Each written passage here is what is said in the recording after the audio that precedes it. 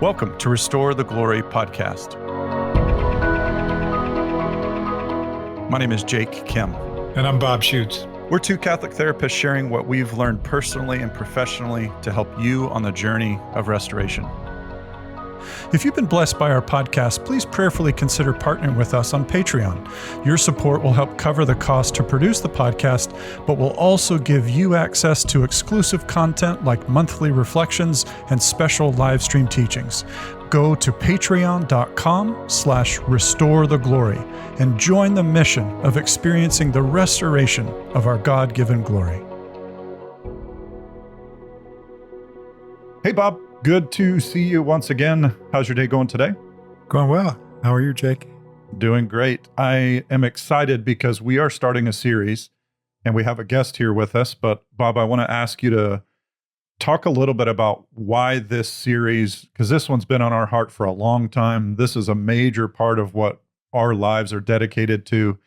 So we're starting a series here for clergy. Bob, just intro us into it. Yeah, it's something that we've been doing for a long time, and I know our guest has been doing for the last 10 years at least. And we're just seeing this as we all love the church, and we love the priesthood, and we recognize that the attack against the priesthood right now is at an all-time high, and we are recognizing, and I think part of what's happened in the church over the last 20, 30 years has helped us realize we're recognizing that the priests are in some ways on an island and need community, need support, need to be loved and to receive healing.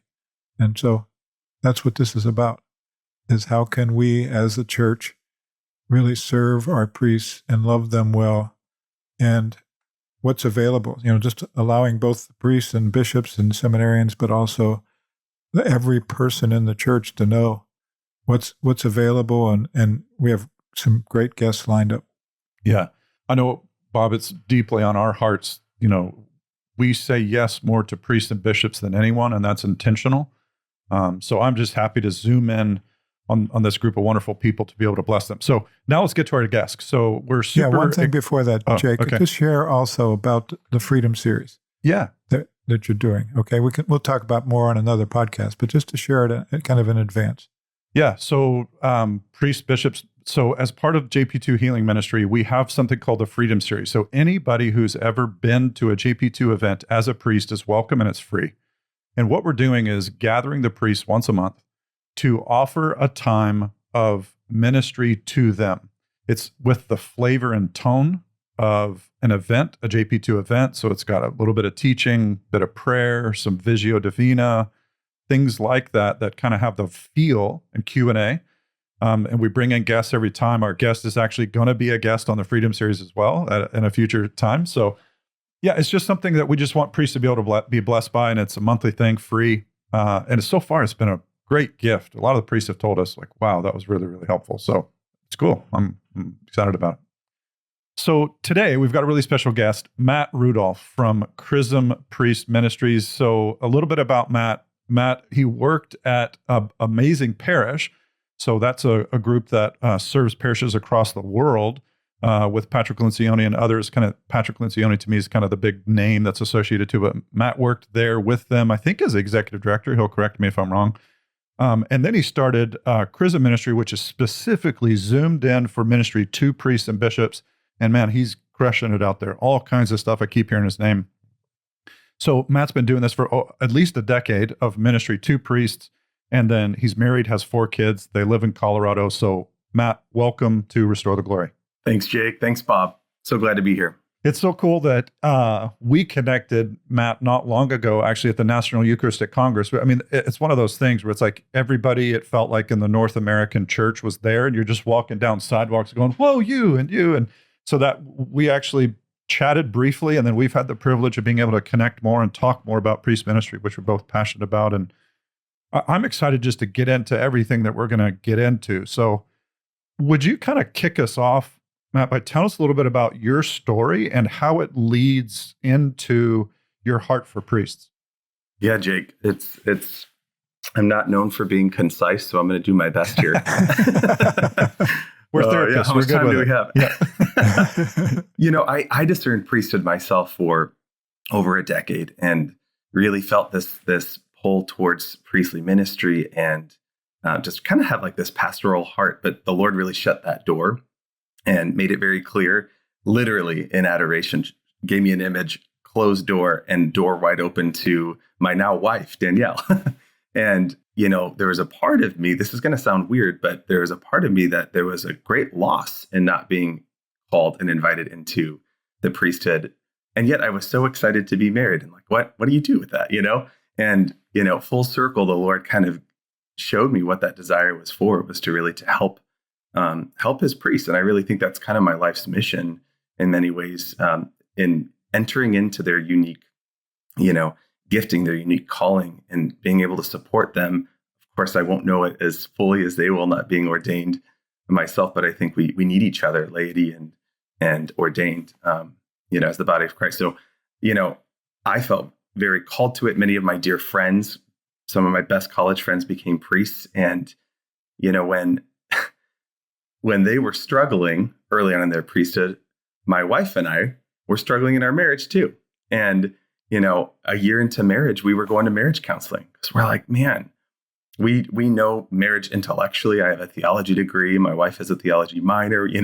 I could cite all of the documents about marriage, but I actually did not know how to make a gift of myself. I really didn't know what that looked like and the sacrifice required of me to have a happy, healthy, holy marriage. And that's really what I'm passionate about is, we have this great theology, these great documents. We have great speakers that speak to us on marriage and holy orders. But to allow that to transfer from our head to our hearts and then into our actions is a totally different thing. And that's a journey of integration I've been on myself. And I saw two of my priest friends leave the priesthood because I don't think they had the support that they needed. And, we needed support day one of our marriage. And of course, year one, like I said, we were in marriage counseling. So just very passionate about giving priests truly what they need, not just on the external level, but on a deeper level, on a heart level. Yeah. Were you ever in seminary? I wasn't. Nope. But you were discerning about whether to go or not. I discerned. I spent, summers with seminarians and vocations directors and, all those kind of vocations retreats and spent some time with the CFRs when I lived out in New York. But yeah, the Lord had other plans. Talk us through, because you were working at Amazing Parish, great ministry, doing great work out there.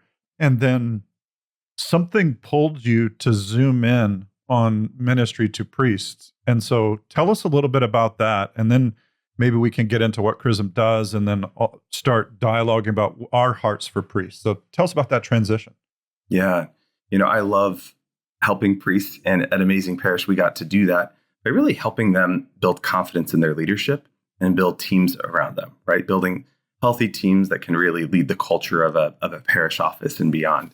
And amazing mission, such an important one, right? We have gaps of leadership formation in seminary, and definitely saw an opportunity there. But, it was really in my work in coaching pretty impressive priests, and then even doing some cohort work with bishops, that I saw that there's a big gap. There's a bigger gap than just leadership. There was really like a loneliness and isolation. There's an ache in many of these men's hearts. And many of them, even bishops, were not given the support, the encouragement, the fatherly care that they needed to embrace this new role as a spiritual father of spiritual fathers. And it really convicted me. And Bob, we had done some work in introducing like healing topics and working with Pat Lencioni and, how do wounds and healing and leadership connect? And it was really in those discussions that I discovered, man, there's a deeper issue. There's a deeper need that I feel called to address, right? There are certainly the externals of leadership and managing and vision and things like that. But there was a deeper wound that I saw with a lot of these priests. And so we're really doing an integrated approach to how we provide formation. We do human formation and leadership, and that integrating with mental health and healing, and that integrating with spiritual health and renewal, and really looking at the whole man, not just him in his leadership or in his role as pastor, but really looking at the man behind the collar. A thriving man is what makes a thriving priest, which will lead to being a thriving pastor, leading a thriving community, right? But we begin with the man. We really look at him interiorly and help him thrive interiorly first. Amen. Yeah, we've had a lot of great discussions, and I just, first of all, love your heart for the priest and your desire not just to teach them, but to accompany them. I mean, that's the thing that I've heard, your passion is like they need somebody to walk with them. And it's a great compliment to what we do, which is, we do the teaching, we have these healing conferences and all that kind of stuff, but it's like we know that there's this gap afterwards. And it's just so reassuring to me that you're helping to fill that gap in what's coming after. So talk a little bit about that. Talk about the accompaniment piece. Well, Bob, thank you for your work, because it's been personally very edifying in my life in giving language around wounds and healing. It's so helpful to have language. And for me, I had a lot of wounds in my life, and I'm in the process of healing myself, but having this language has really helped name some things and allowed the healing process to move much more quickly. And I've seen this with priests, right? Just having this language, just having these dots connect in their own lives. I don't think we've talked about this yet, but about 60% of priests 45 and under have already experienced burnout in their priesthood. Wow. Various signs of burnout, right? So these are young priests that are giving their lives, laying down their lives for the Lord, on fire for Jesus. And, not that far into their priesthood, they're feeling burnt out. Why is that? Why is that? And, in my heart of hearts, I think leadership is part of it, but I think there's a much deeper issue when we look at those things. And I look at my own self, and when have I been burnt out, right? What's going on interiorly with me? And I think too often we address these sorts of problems by looking at what's on the surface.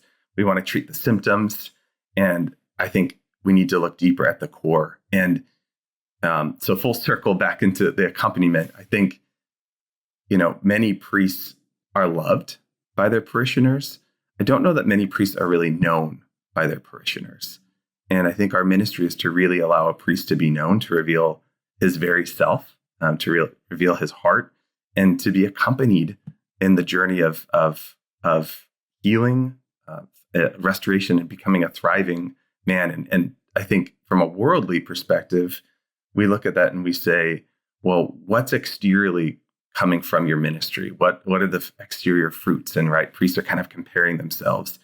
And the work that we do is really, it's based in a very simple process, right? Knowledge of God allows us to grow in self-knowledge, which allows us to grow in self-possession, and then able to make a gift of self, right? And I think the work that we really focus on is self-knowledge and self-possession, and creating space, just giving space for priests to discover who they are in their unique design, their temperament, their working genius, their woundedness, even what holds them back from leaning into that unique gifting, right? And then self-possession. Okay, what am I going to do? What virtue do I need to build here? What do I need to surrender? Where do I need to allow grace into my life? Where have I been white knuckling, right? Over and over again, trying to conquer this thing and it's not working, right? Ultimately, so that I possess myself to make a gift of myself in my priesthood. And so outside of the context of relationship and accompaniment, you really can't go there with a priest. There has to be a relationship of trust. And that's really what we feel called to do with Chrism. Gosh, there's so many things we could talk about. I'm like writing notes here on the side, and I'm like, where do we start? So maybe I can situate a couple things and then set up a topic for us to kind of circle around, because I'm just be curious what we all would say. I think something, when people are Catholic, priests, lay people alike, the richness of our history is one of the greatest gifts. I mean, I'm not speaking theologically right now. I'm just making a comment about the reality of Catholicism, and we rightly lean heavy into the sacred tradition that we have. Now, there's a difference between sacred tradition as revelation versus practice that's occurred over time and something that's actually moldable. And I think that something that happens that I've noticed is that the church's job, she is always responding to the needs of the particular time that all of reality is in, which is like now. And we draw on history to respond to the needs of now. And I think a mistake that begins to happen is we have to do priestly formations, because that's our topic today, the way that it was done in the 900s. And we take those systems, which have intense wisdom and time-tested truths in them, and don't even evaluate them and apply them in a current era and go, well, what's the problem? This is what we've always done. And I think all of us have realized in our work with seminarians and priests and bishops that there are some gaps. And it's a word that both of you guys said so far, and it's a word that I regularly use. And so I'm curious if we could circle a little bit right now around the concept of what are the gaps that we find within our beloved priests, bishops, seminarians, because we love these men. That's not the question. It's not about poking at them and exposing them. It's with our God-given gifts and expertise to be able to come alongside them and help them. For example, the other day, I was like, Bob, you and I were in a meeting with a group of bishops, and it burned on my heart to understand the life of a bishop canonically and the life of a bishop in his day-to-day practice. And so just like a priest would speak into my marriage, even though he doesn't understand it, there, I think, are people and is a capacity to speak into the life of the clergy, even though I don't live it, but I can understand and help them. So it's almost like I'm saying, what's the current landscape of a Western priest? Because that's what we would know mostly in our culture. Okay, so what are some of the gaps? What's the current landscape? So here's what I mean as an example. Declining people, less people, shutting down parishes, that's becoming this current landscape. And so priests are tasked with being the pastor of maybe 3 buildings, where when they maybe got into seminary, they were hoping to pastor 1 with 2 other buddy priests in the rectory, like major gap. So that's what I kind of, as an example of what I mean, like human formation, that's like a huge gap. Okay, so maybe we can go around a couple times. Like, Bob, let me ask you, current landscape gaps. I want to present a larger context before we get into the present, okay? Because what you're describing there is kind of what we take for granted in formation. Good. Right? From 900. So when you started at the 900s, it really stirred something in me. And it's a priest in Seattle, actually, was doing his dissertation on this topic, which was the 5 wounds of the church. And he was talking about priestly formation. And this is in the 1800s. And he says what happened in the church is priestly formation went from being relational to intellectual. Wow. And he said, Jesus formed his priests relationally. And somewhere in the Enlightenment, we shifted, we shifted over all the centuries, but we shifted in the Enlightenment. And again, there was a need there. There was a need there to have the clergy be well-versed in every area of theology and philosophy to be able to speak to the world. So that's a good thing. But what happened is the relational piece suffered in the face of it. And so now, rather than having that intimate relationship of fatherhood of Jesus with the apostles, and then that being replicated, what we have developed is this, and again, this has changed some in a positive direction since he wrote that, but we had this intellectual formation that didn't deal with the human person. Well, we're now in a history where we recognize that that's a disaster to not deal with the human person. And we've come out of the abuse crisis. Not that it's ever over, but it's been exposed at a level, and it's so much better than it's ever been. But that kind of blew the doors open, right? Like, we have to address human formation at the deepest level.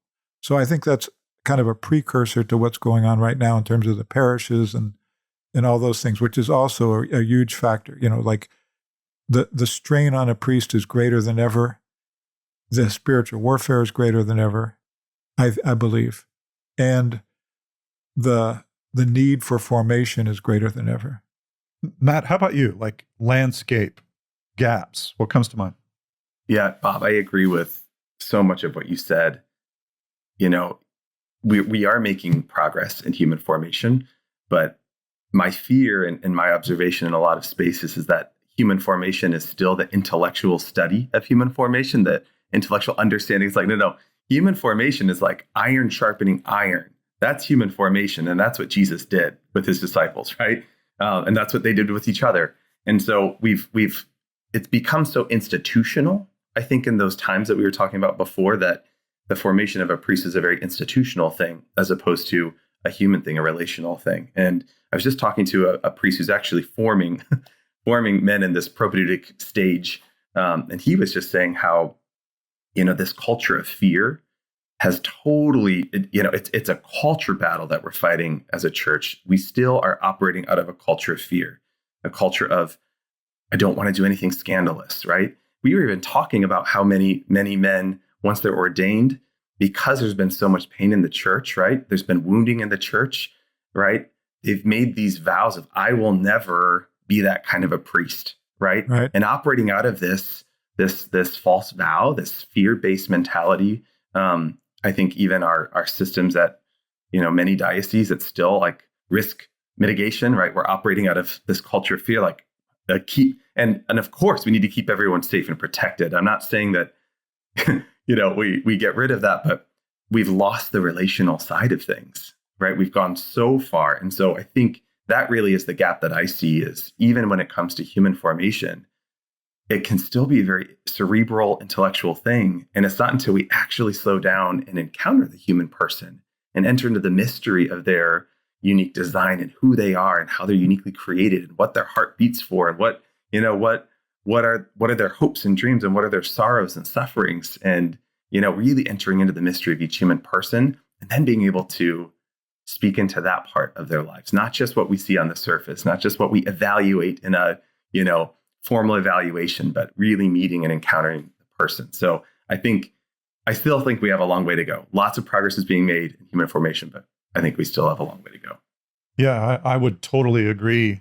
I think a key word that we hear all the time is formation.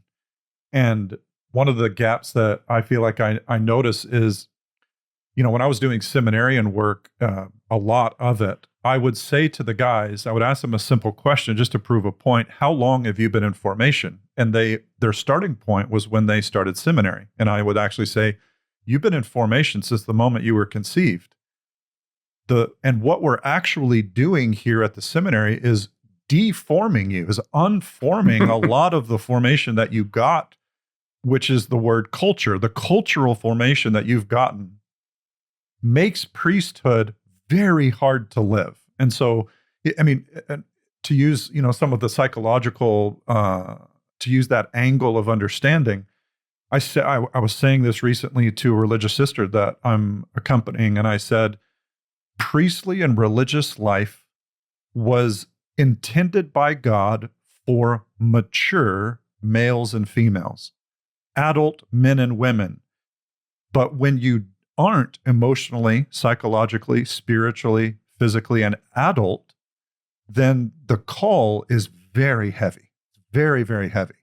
And so what you often find in the expectations of Mother Church, which that's not the problem, her expectations aren't the problem, it's that we have had such poor formation. And then here's the kicker: so many priests have a mentality, this is what I've discovered, and this is changing, thanks be to God, after seminary, formation's over. And a lot of them would go, Jake, I know that's not true. And then my response to them would be, my dear Father, I love you. How much time do you devote to it? Yeah. And they're like, well, you didn't have to go there. Now you're being a jerk. And I'm like, no, I think I'm actually just trying to help you be honest. And as you kind of rise in the clerical hierarchy, the opportunities and almost expectation or the permission to be in formation goes down. So you become a Monsignor, well, you should need even less formation. You become a vicar, even less. You become an auxiliary bishop, you don't need any. You've got it all together. A bishop, the cardinal should need nothing. That's kind of the mentality that we expect. And I'm going, That's not what I found at all. But here is the effect of that, is that as you move through that, I'm a pastor of 20 years, the expectation they have of themselves is that they should have everything together. And so fear increases, and then secrecy increases, isolation increases, and all that does is compound the very issues and dynamics that we're talking about. And so you want to make a man have a really bad chance of things going well, isolate him, don't give him what he needs, and put a ton of pressure on him. He's going to crack. Like, that's not what we were designed and intended for. Now, there's subcategories we could probably get into with all these various domains and whatnot. And I think that's where each of us are saying we feel called. And that's why we do what we do. Maybe we can go around the circle kind of one more time. And this time, maybe we can press into what burns on your heart for the priests, the bishops. Like, if you had one tap of the magic wand and you could transform something, what would you do? I know it's an impossible question, but at least it forces us to look into it and try to prioritize. So, Bob, I'm going to put you on the spot here. You got one tap of the magic wand. Yeah. What do you want to improve in the lives of priests and whatever? It's impossible, but let's give it a shot. Well, I'm going to violate your question and answer a couple different ways. I'm used to that. You're doing good. Like, good job. What burns in my heart is we live in a culture of isolation, broken families, individualism, and what burns in my heart is that seminarians, priests experience community and love and connection and are able to be real and be vulnerable. And what flows out of that is healthy sexuality. And so I have a deep passion to see sexual wholeness, which is a lot of what we do in the ministry, not exclusively, but wholeness, but in a particular way, sexual wholeness, because I believe while celibacy is a higher calling, it's a more demanding calling well, it's not more demanding because everybody has to live chastity, but it's a more important. No, it's not even more important because it's important in every sphere of life. But it's distinct. It's a very distinct way of living it out. It's essential. It's essential. I remember when I first went to work at seminaries, going to speak at seminaries, a woman in our community who had come from a divorced family loved the priesthood, but she found it so hard to find a priest that she felt safe with, to be really vulnerable with, for one of two reasons. She felt it difficult because most of the priests were in that inner vow that you talked about, Father Matt, which is, I'm not going to do anything that would violate my priesthood. And so they lived in fear of any kind of intimacy. And so there was no real fatherly connection. Or they were more predatory, right? Like even in subtle, indirect ways, seductive, that kind of thing.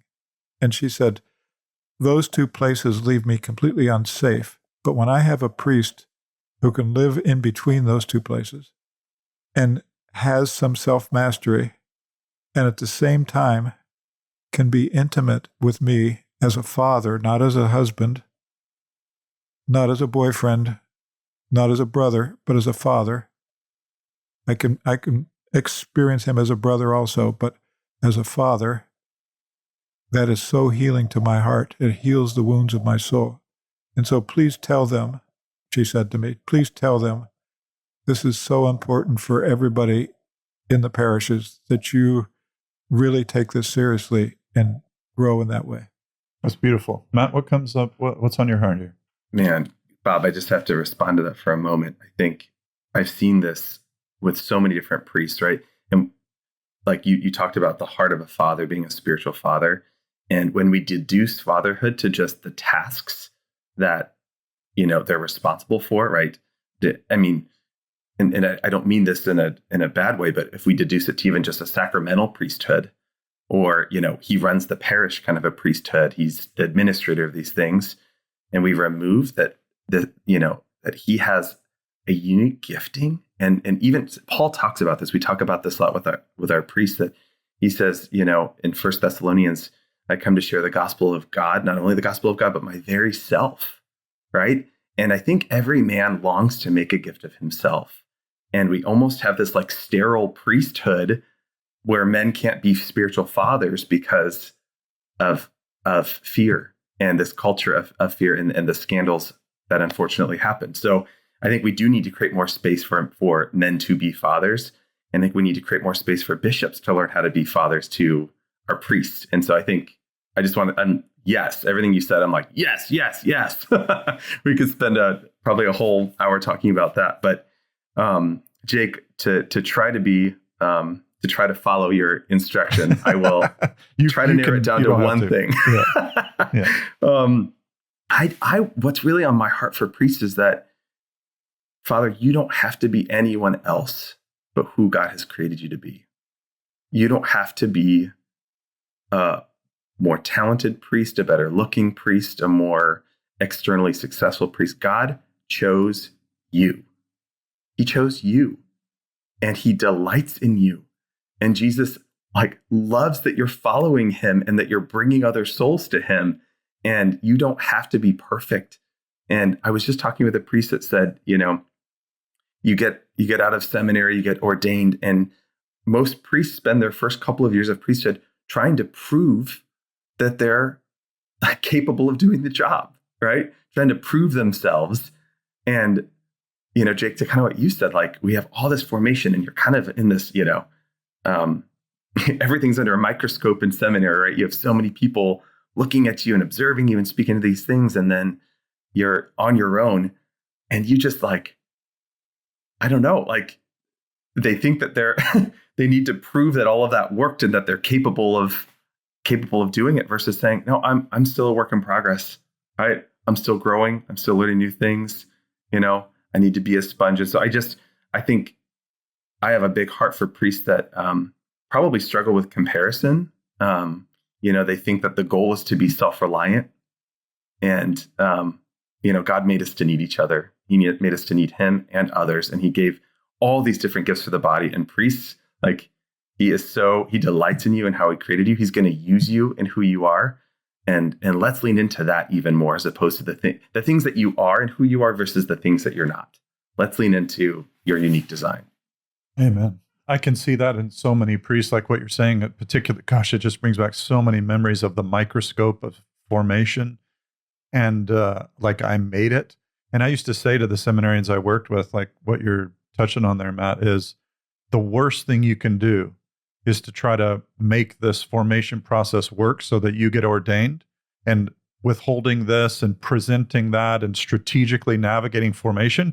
Because sure, you might do it, but it'll blow up on you. Just give it a few years. It'll all backfire, and it's just not worth it, right. Trying to earn ordination, which it goes down to the woundedness levels, So what's your one thing? I would put it into Bob, you have a phrase, security, maturity, purity, and that's something that's deep on my heart. The Institute of Priestly Formation uses the acronym RIM, Relationship, Identity, Mission. It's kind of like I'm going to mash all that stuff together. And for those of us who understand it, you can see the connections. But really, I would say my desire for priests is for them to be sons and men. It's interesting, as you guys were talking, especially you, Bob, I noticed in me, I don't have the same passion for, if we say security, maturity, purity, I don't have the same passion or even emphasis on purity, on self-gift. And I noticed that because of what I emphasize. Regularly, I'm emphasizing security and maturity as opposed to purity. I almost go, oh yeah, that'll take care of itself. Now, I know that's not true, but I'm just And so that's the fun part of getting asked the question, is I had more time to think about it than you guys did. So, but internally I went, that they could be sons and know what sonship is to the core of their being. And from that they would become men.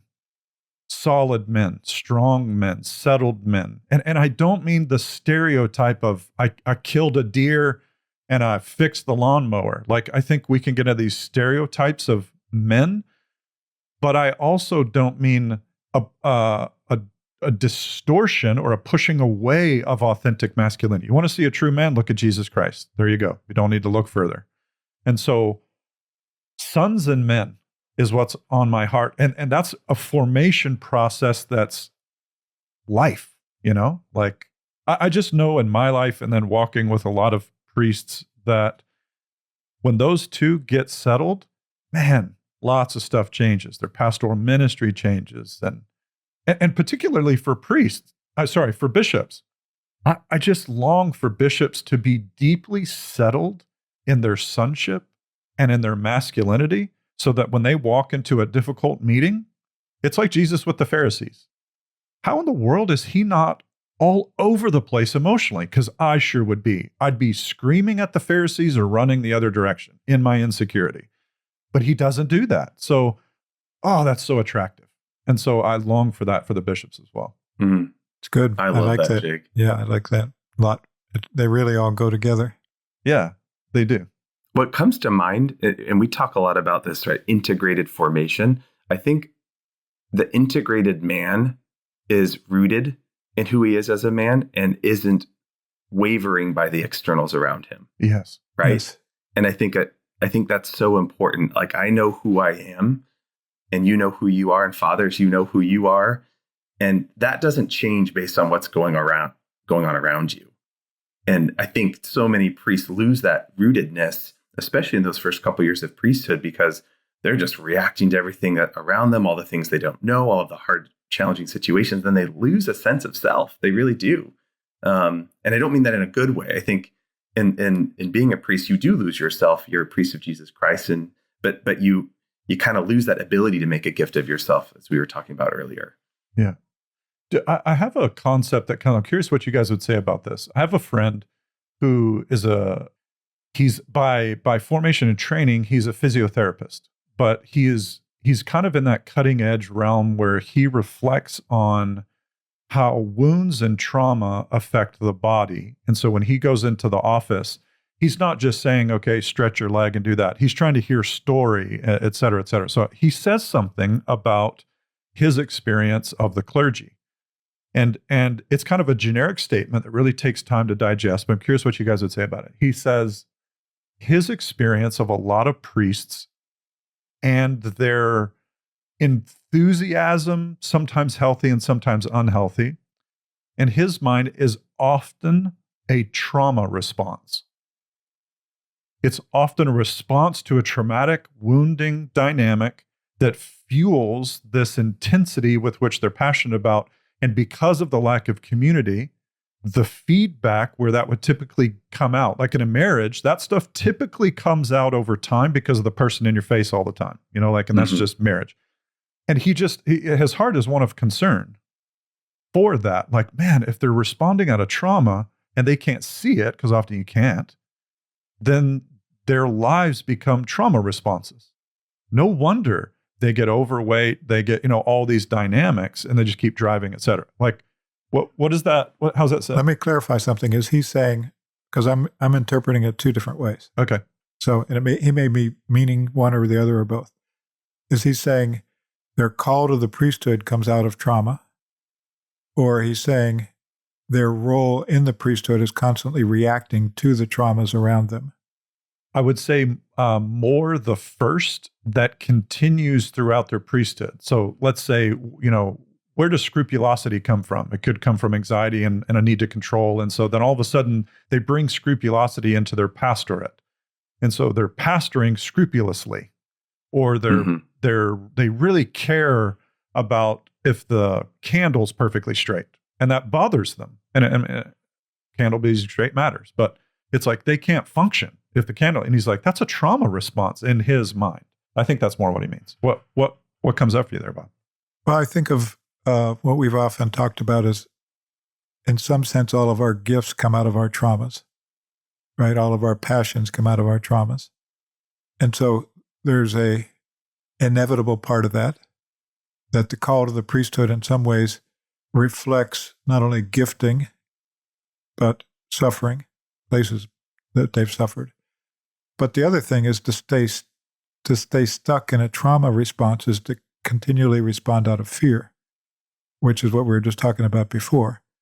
And so the goal of maturity, as we're talking about, is becoming a man, is to move from the traumas of sonship to the healing of the identity of sonship so that we can live in the freedom of who we are. And then our responses are out of love, self-gift, rather than out of fear and reactivity. Amen. So, Matt, how about you? With this concept of the physiotherapist and the trauma response in priests? Well, I'm not a therapist, but I'm learning more and more about how this is all connected. And I do think it's very true that all of us experience some sort of trauma in our lives, right?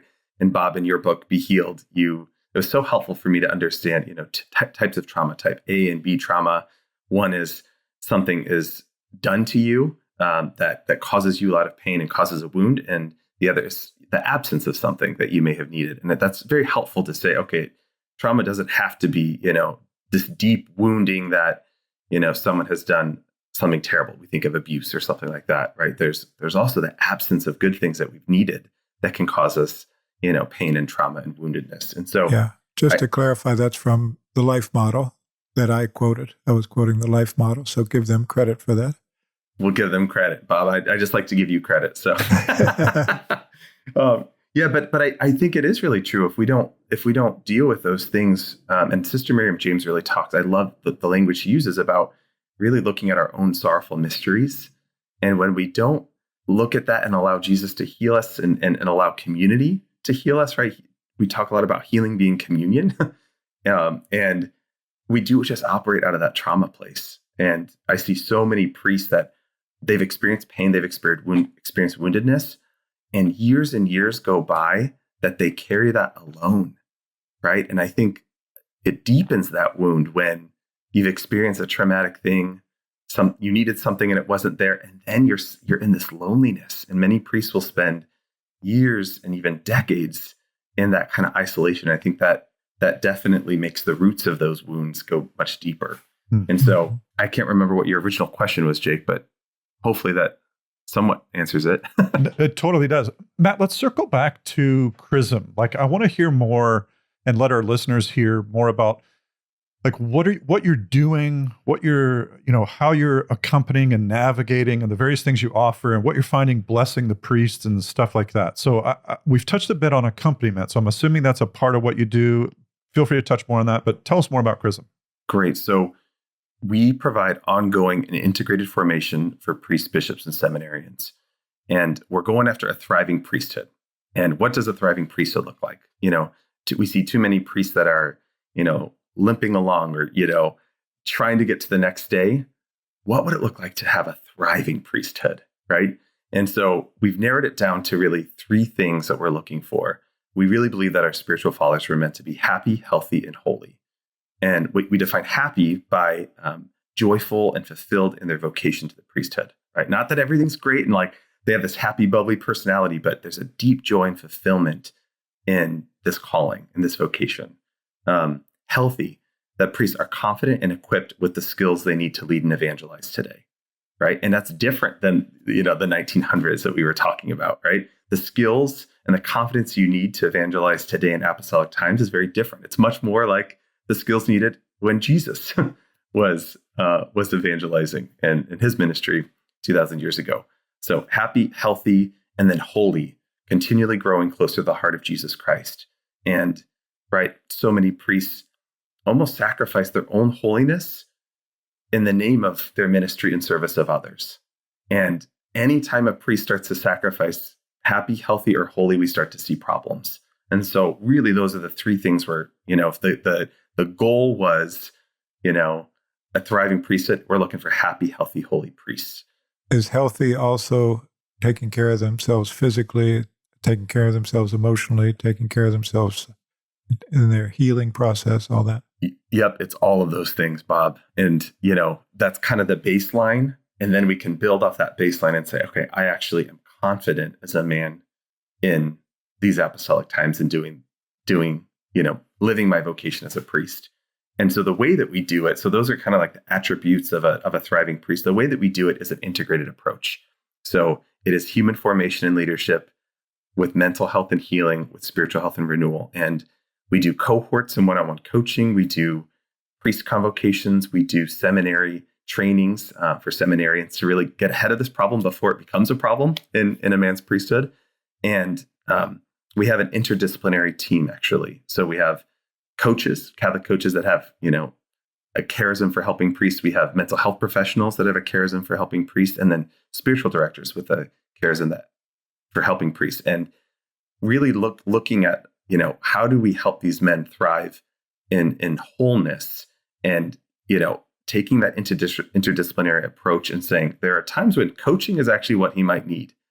Someone that's going to accompany him and walk with him and nudge him a little bit and, give him some suggestions and insights into his own life here. And sometimes he needs, healing and needs to go back into his story and needs counseling and therapy.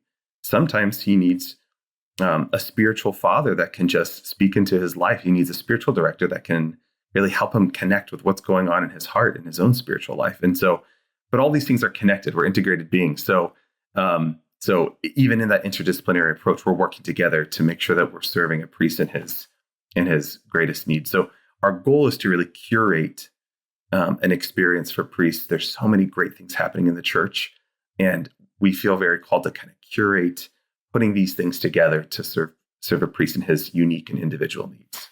Is it like, so let's say a priest is listening to this episode and he's like, man, I need that.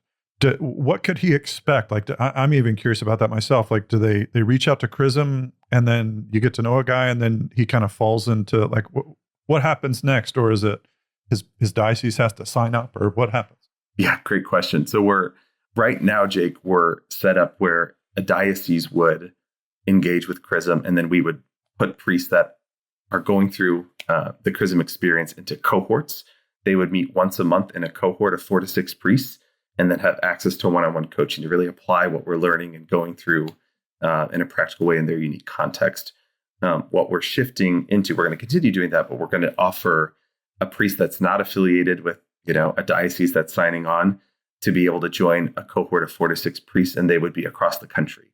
And so we do virtual cohorts. And so for priests that are looking for that kind of brotherhood, community, and formation, they would reach out to us, and then we'd connect them with like-minded brothers that would go through a year of these experiences together. That's cool. Yeah. And so kind of let's walk down a little bit in terms of the particulars. We were talking before about working with a particular priest in an area of woundedness that he discovered and how it tied in with personality. Why don't you share a little bit about that? Yeah. So again, I think I mentioned I really have a heart for helping priests appreciate who they are and who God made them to be. Their unique design, right? They are unique and unrepeatable. How cool is that? Like this man is unique and unrepeatable. But many priests just look at themselves in the gaps and the things that they're not. And we did sessions this past month on wounds and how they connect to leadership. And I was coaching a priest just kind of trying to understand what's going on with his wounds. One of them was confusion. And he's kind of had this wound for, a good part of his life, certainly throughout his priesthood. And through our coaching session, we were able to look at, his working genius. We were able to look at his temperament. So kind of these ways that he's wired, the things that he loves doing, and also the things that he doesn't love doing. What are his frustrations and the thing, maybe where he needs someone else to fill in a gap. And he was operating out of his frustrations in some of his first assignments. So if you like working genius, he didn't have the genius of discernment. That was actually a frustration of his. But he had a lot of wonder and invention and loves new ideas. And he would go from these new ideas into implementing them right away. And a lot of times it didn't land. Yeah, and sure. He upset people, and people were frustrated by his new ideas. And he felt like, gosh, I thought God was inspiring me to do these things. And it led to a lot of confusion. It led to parishioners being upset. It led to staff members not wanting to work with him. It led to volunteers leaving. And we were able to recognize that, wow, like this, you need someone with the genius of discernment, someone that complements you, Father, so that your great ideas, your inspired ideas can actually be shaped and formed in a way that people can receive them, right? And just that self-knowledge for him just kind of was so helpful, because he's like, I've been kind of wondering, why does this happen to me in my priesthood? right? Kind of over and over again. And so it's been really fun to kind of take these pieces and put them together and even look at this wound and start to see, gosh, I have hope for healing here because God made me just need other people, and I just need the right team around me. I need the right community around me so that this gap that I have, that I have here, can be filled by the gifts of others. Matt, that's really cool. I can hear as you're describing it the exact wording that you're using, an integrated approach, right? Like in some areas, you work with a priest and it's exclusively focused on trauma, or it's exclusively focused on leadership. And just to hear you say, wow, his wounds, how that connects to his leadership, his working genius, temperament, personality, like, yeah, that's a really helpful to a guy, because it's kind of pointless to heal a God-given temperament. You know what I mean? Like, you're just going to be banging your head against the wall because that sucker's not going to change. That's the way God designed it, and you're right. That's not the way to go about it. So I think what's really cool that I'm hearing you nuance there is that integration. And I know the working genius comes from your previous work with Lencioni and other things. So that's just a cool dynamic. And I'm excited for the priest to hear that, because sometimes walking through a door, figuratively speaking, and saying, hey, let's talk about your wounds. Let's right out of the gate. Let's shake hands and tell me your worst problems. Like that's more Bob and I's history and what we're used to. And it's not always the quickest way, or sadly, priests sometimes are mandated, and that's not it's not always ideal to do that either. So it's cool that a priest could enter in by going, man, I'm struggling with my staff. And okay, yeah, we meet you right there and walk you through there. Yeah. And I think there's so many, we do begin there, Jake, just in relationship and receiving them. And in that accompaniment and in that relationship, they become more open to other things. So we're actually working with Bob to develop a wounds assessment that has been so helpful in the context of relationship and coaching and what are your struggles in your priesthood. Well, hey, take this wounds assessment. And that's where we kind of discovered, oh gosh, confusion or rejection or abandonment, right? This theme keeps coming up in how you're leading and managing others. And so, right, wounded people continue to wound others, whereas healed people can be a source of healing for others. So when priests start to heal, they have to know these things about themselves to begin the healing process. And so there's just a lot of tools that will help begin that process, or, help a priest if he's begun to keep going in the healing journey. Yeah. Talk about Dr. Jim as he was part of that development. Yeah. So Dr. Jim Langley, he is a Catholic psychologist in Denver, Colorado, and he works with a lot of priests and tons of priests in Denver, Colorado Springs, and really helps priests stay locally instead of being sent out when they're in a time of crisis or when they're starting to be burnt out. He's able to really work with them and build almost a local program so that they can get healthy again and they can have local support and be thriving. And we found that this tool is incredibly helpful for just helping priests recognize their areas of woundedness, right? And sometimes if we just begin there, what are these wounds, these places of pain that keep coming up?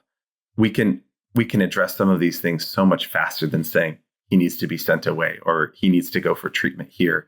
And so, yeah, Dr. Jim has we've collaborated on that with you, Bob, and we're really excited. We're kind of still in the development stage, but we're hoping to launch something that people can see. So if you're interested, we do have a pilot that if you email us, we'll send it to you and you can take it and give us feedback. But our hope is that we have something that can be shared more digitally and more spread out to more people. That's awesome. So listeners, I want to highlight, it's chrismpriest.com. That's where you can go and, you see all the stuff. They have assessments there, section for priests, events, and you can read more about Matt as well as Dr. Jim there. And so it's just awesome. I mean, I'm super excited to hear and have seen and gotten to know you, Matt, and all the work that you're doing. One of the things I really don't like about those of us who are in the ministry world is when you feel like territorial. And what I've loved is that's not at all been our experience in this. And it's just been awesome because the more we can pour into blessing our priests and bishops and clergy and seminarians, the better. And so like you're bringing your unique genius to it. And myself and Bob and others. And so it's just really cool. And I really want to highlight it for our priests. And again, so listeners who are priests, Matt is going to come on to the Freedom Series, and that's coming up later on. So if you want to hear more from Matt and be able to ask him questions, that's one of the cool things about the Freedom Series is it's live, and you can submit questions, and Matt and I will be responding to them live in the moment. So just want to plug that Matt is a future guest over there. So Matt, it's awesome to be with you, brother. I mean, such good stuff that you're doing. We love it. Yeah. I'm so grateful. I'm grateful for the friendship and brotherhood with the two of you. And priests, I just want to say that we love you and we want to work together to best serve you. So just know that you have a team of people. Even if you don't feel that in your own parish community or in your own assignment, there is a team of us. We love you and we're here to support you. And I want to just say to the lay people, pray for your priests, encourage them, be aware of them, love them. And this is the new springtime. Like, this is what we're all coming into, is this new springtime. And a thriving church, a thriving priesthood is going to be better than anything we imagine. Amen. Listeners, thanks for being with us. God bless you. We'll talk to you again soon.